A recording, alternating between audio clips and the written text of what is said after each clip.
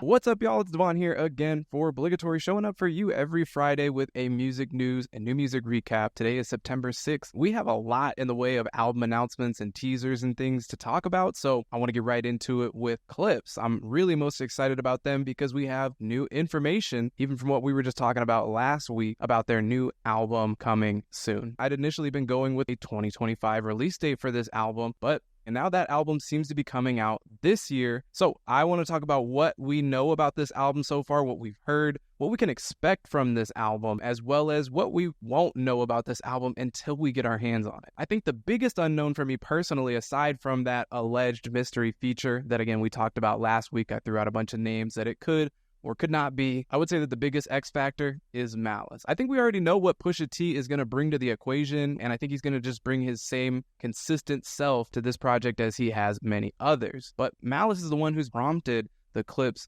going away for so long, as the music that they were making and really their lives in the music industry just were not in line with his newfound faith and newfound outlook on life. So to this point, he's weighed two sides of himself very heavily, and I think that that's an internal quandary that could make this album ripe for great points of contrast and contradiction and different points of perspective in a way that should be compelling. I mean, on the other side of things, yeah, it could be a bit of a waffle that just ends up unfulfilling or inconsistent, but in this article, there's really only a single mention of a time that Malice felt that possibly uncomfortable or unwilling to portray something in a particular way. So it doesn't sound like there was much conflict in the way of recording the album, right? But to me, I think there's two things that stand out as saying that Malice and Pusha are on the same page and ready to release a dope album, and that is Malice's name and this album title. Malice originally, and then No Malice during the hiatus period, and Malice again today. He is embracing what I think is sort of a necessary evil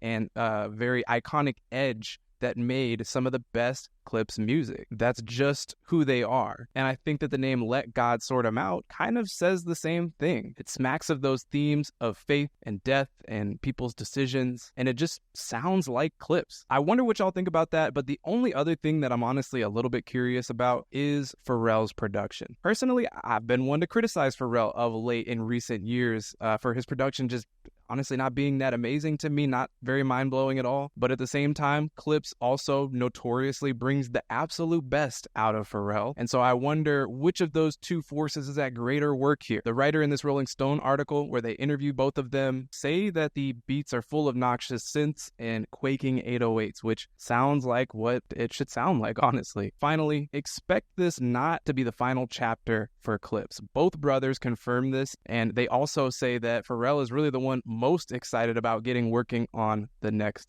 thing. So far, we've heard the song Birds Don't Sing featuring John Legend. Other confirmed features on this album are Nas, Stove God Cooks. For me, honestly, nothing to really worry about so far. Moving on to all the other stories I'm going to have to brush over much more quickly, starting with The Weeknd, who has announced the title of his upcoming album, Hurry Up Tomorrow. And so, as we've been saying, this is going to be the final album in the After Hours Dawn FM trilogy. Of course, After Hours, Weeknd, Current Age, Dawn FM, Weeknd, Old Age, Hurry Up Tomorrow, I think Weeknd, Kid. Many of you probably saw he's got a big concert coming up tomorrow, Saturday, in Brazil, where he's going to be performing music all from this new era, maybe potentially a new song or something, not really sure about that. He's also got a Halloween Horror Nights thing going on at Universal Studios, like from now till early November, as well as a couple more shows wrapping up in October and November, so maybe we are starting to get like a timeline for this album. It does feel increasingly likely that we hear it on this side of the end of 2024.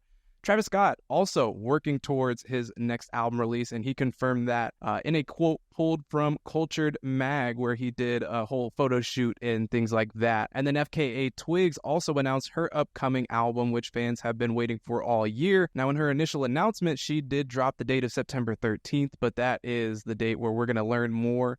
Maybe we actually get the announcement date, or possibly we get a single, or all of the above, right? Playboi Carti's I Am Music album is getting a little bit more noise and buzz. I wouldn't say the information that we're talking about here in this cover story is really like new or provides any like outright new information. This whole interview and story, it was surrounding Playboi Carti's performance at Lyrical Lemonade's Summer Smash Festival. And if you recall, he performed a lot of the new material that he had been leaking out in videos for the first time there Live. So the writer, covers a little bit of that experience hanging around him at that time, but also got a chance to pull direct quotes from him in Cardo about a lot of the new music that they've been working on in this era. Cardo, one of my personal favorite rap producers in the last 15 years, is really proving his versatility with this new stuff that he's making with Playboi Carti, which makes a lot of sense. They're calling it burnt music. That's what they've been referring to the music that they've been making lately in the studio. So again, not a lot of new information, but definitely a fun read and added some good context to the timeline of things that's been happening.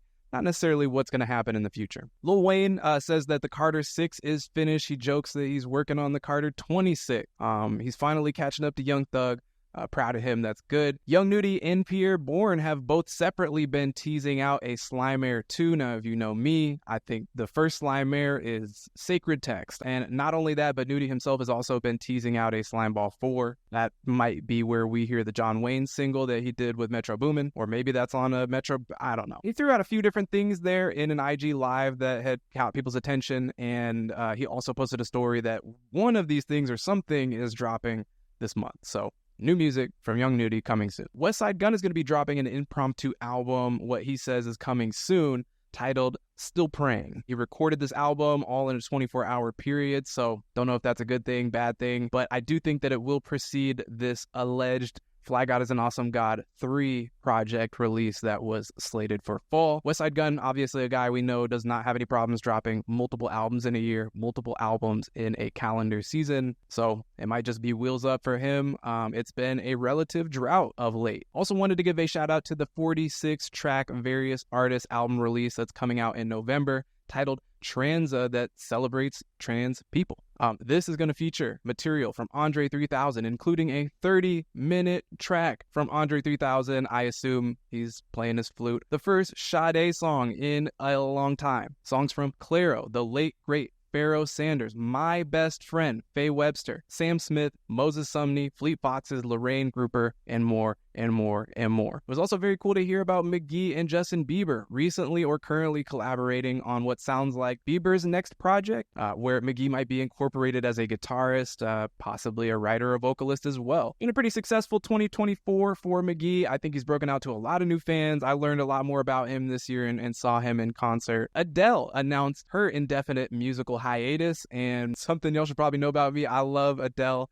I'm sure none of you care about this quite as much as I do. She's always seemed to have the philosophy that she needs to live, a certain amount of life before she can be inspired on that next album. Hence the reason she's named every album after whatever age or era she was in at that time. What's the next Adele album going to be? Is it going to be 35? Is it going to be 40? Who knows? I Love Mk.gee also announced his intent to retire or at least retire that persona this week as well. He's dropping a new song, and that will be his last. I'm sure many of you probably haven't thought about in quite some time, but he did recently move here to Portland, Oregon, where I live, and has been very immersed in the arts, culture, music scene that exists here with local artists and local people, and it seems like he's found home for now. So interesting stuff and good for him. Got to throw out a couple RIPs this week. One to Fatman Scoop. Unfortunately, he passed away just after last week's episode. And then, of course, many of you heard that yesterday on Thursday, Rich Homie Quan was announced to have passed away very abruptly, and for what reason we're not totally sure or have been told yet. As many of you know, he's been extremely influential in some of the early stages of the music that is very popular today, right there with the Young Thugs and the Migos of the world that really put us on the path to where we are. And then prayers up for Lil Troy, because he suffered a heart attack this week. It does sound like he is doing better. All right, let's get to those new releases of the week. I'd say the albums really packed a punch this time around, from Toro y Moi, Fred Again, Rex Orange County, MJ Lenderman, Dummy, all albums we've been hyping up for the month. We got pairs of new singles from both Mount Erie and Jane Remover. We also got what's probably the final Nilufer Yanya single of this upcoming album coming next week. A new track from Drake as well as Aphex Twin. There's all kinds of stuff to check out this week. Albums announced this week, really light comparatively to usual. Basically nothing.